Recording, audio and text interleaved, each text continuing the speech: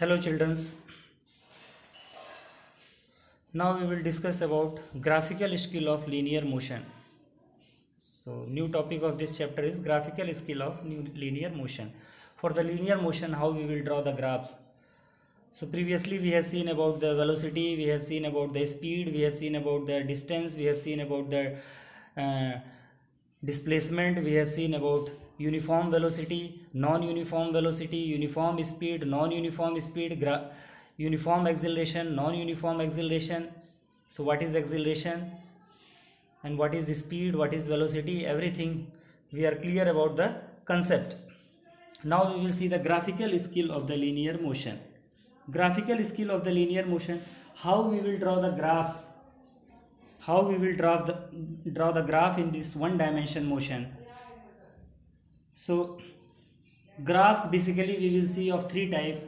dt graph, that we call it as a displacement time graph. Then we will study about the vt graph, that is velocity time graph.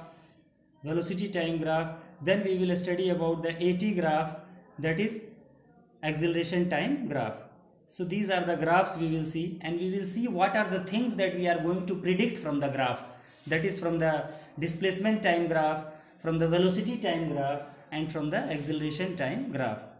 So what are the things that we are going to derive, and how we are going to draw the graph, for the uniform motion and also for the non-uniform motion. So graphical skill of the linear motion. So now first and foremost thing that we are going to discuss is displacement time graph. Displacement time graph means displacement we are representing it on the y-axis and time we are taking it on the x-axis. So these two axes we are just considering, and we are drawing the displacement time graphs. How the displacement is changing with respect to time. If both the parameters are changing continuously in a uniform manner, suppose x-axis is changing in the same manner as the y-axis, then we used to get the graph inclined to that x-axis, straight line inclined to the time y-axis, a graph straight line inclined to the x-axis. If the things are going, means one is changing, x-axis parameter is changing in the same way as the y-axis parameter is changing, then we are getting a straight line that is inclined to the x-axis. So that we are knowing from the mathematics. So here also we will see the same thing. In the displacement time graph, you can just see, you don't see towards what is written on the screen, just see the diagram. So in this diagram you can just see the things, that is displacement is there on the vertical axis and time is there on the horizontal axis. So two things are there, that is displacement and time. Two things are there, that is displacement and time. So now you see displacement is 0 at 0 second. Displacement is 0 at 0 second. Now when the time has moved to 1 second, then the displacement is also 2. When the time has moved to 2 seconds, then the displacement is also 4. If we will point it, then we will get these respective point. That is at 0 we will get 1 point. At coordinate terms we will take x and y, we will see x is 1 and y is 2. So at 1 and 2 we will get 1 point. Then again 2 and 4, x is 2 and y is 4. Then again we will get 1 point. X is 3 and y is 6. Again you will get 1 point, that is 3 and 6. So now we will join all these points, all these 3-4 points we will join. Then we are getting the straight line. Now you see at that peak point A, at this peak point A, the displacement is 6 meter. Now the displacement is remaining constant. The displacement is not changing, that the body is remaining at that point only, that is 6 meter only. But time will not stop, that we are knowing. So time has gone from 3 to 4, but displacement is remaining same, that is the body is in rest. Now from the rest, the body starts de-accelerating or retarding, or negative acceleration starts taking place. So means the body is coming down or it is slowing down. Between 4 to 5 seconds, you see you will get 1 point. Between 5 to 6 seconds you will get another point. Between 6 to 7 seconds it is coming to the point x, that is on the axis, means it came to the original point. So means when the body is deceleration, so here on the curve BC, deceleration, negative acceleration or retardation is applied, and here on this curve AB, since its slope is 0, there is no acceleration. Here on the curve, that is, you can consider OA, this curve OA, the body is accelerating, the body is accelerating, the body is deaccelerating, and the acceleration is remaining 0 here. Acceleration is remaining 0 here. In which part? AB, in the AB part, because it is a straight line. Its slope is 0. Now we have talked one new thing about the slope. In mathematics you have seen what is the slope. Slope is change in y coordinate upon change in x coordinate. That is slope of at any point we used to determine it by change in y coordinate upon change in x coordinate. That is y2 minus y1 upon x2 minus x1. y2 minus y1 upon x2 minus y1. x2 minus x1, sorry, y2 minus y1 upon x2 minus x1. So that is also equals to the tan theta. Slope is also equals to the tan theta. So tan theta means the value of tan theta, sin theta, cos theta, tan theta, these values you are knowing, trigonometrical ratios. So tan theta equals to perpendicular upon base, perpendicular upon base. So that means here on perpendicular what we have taken? Displacement, and on base what we have taken? Time. So displacement upon time, what we will get here? Displacement upon time, we will get the slope. That slope will give what? Displacement upon time is velocity. So the slope of the displacement time graphs always gives the velocity. Slope of the displacement time graph always gives the velocity. Slope of the displacement time graph gives the velocity. So this is one parameter that it is giving displacement time graph, one quantity we are getting from this displacement time graph. Now since we are talking about the slope, so for determining the slope we require these coordinates. We required these coordinates, that is perpendicular component we required and horizontal component also we require. So if we are getting for the non-uniform motion, if we are getting the curve like this, displacement time graph we are getting curve like this, we are not getting a straight line, then how we will determine?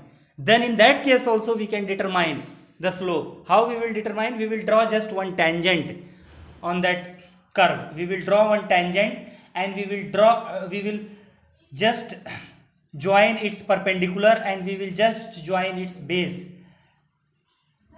We will draw one line and that line we will join from the two sides. That is vertical also we got and horizontal also we got. Now we will determine the slope.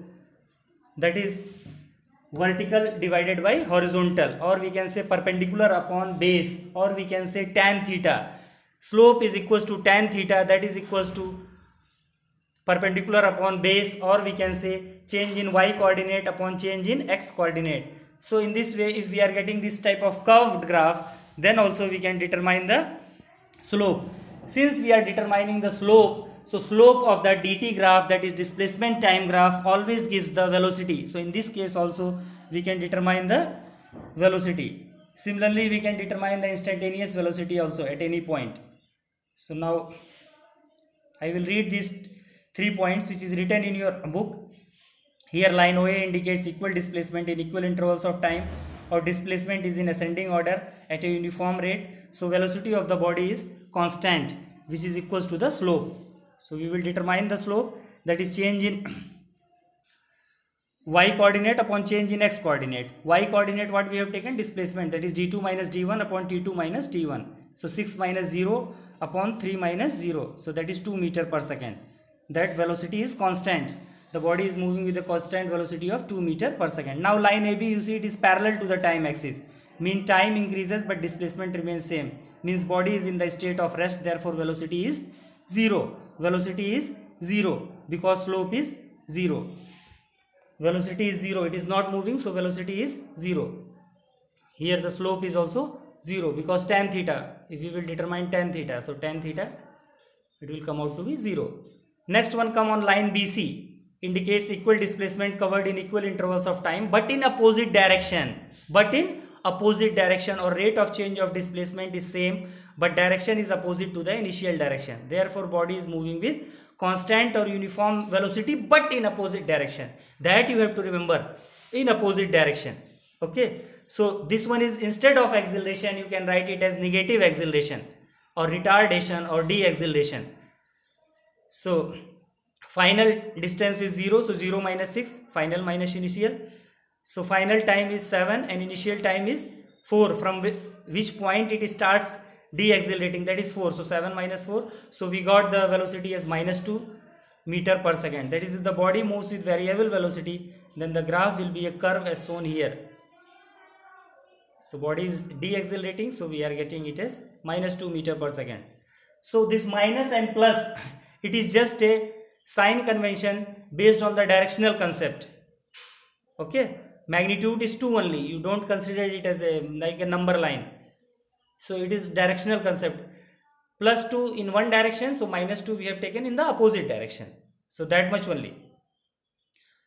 So these are there. If the body moves with variable velocity, then the graph will be a curve. So for that curve also, slope increases or more displacement is covered in a small interval of time, so velocity is ascending. Velocity is ascending, so we will take the acceleration, and slope can be determined by drawing tangent at a particular point. Second one, slope decreases or less displacement is covered in more time, so velocity is decreasing, that is in the descending order. So when displacement time graph is curved, then the velocity is variable or non-uniform, maybe ascending or descending order, or in both if trends of slope reverses. From this graph, velocity and instantaneous displacement can be determined. So this is all about the displacement time graph. So we have got the conclusion that displacement time graph gives us the slope of the displacement time graph gives us velocity. Slope of the displacement time graph gives us velocity. Now next we will discuss velocity time graph. Velocity time graph. So velocity time graph, the slope of the velocity time graph will give us acceleration, because velocity we are taking on the y-axis and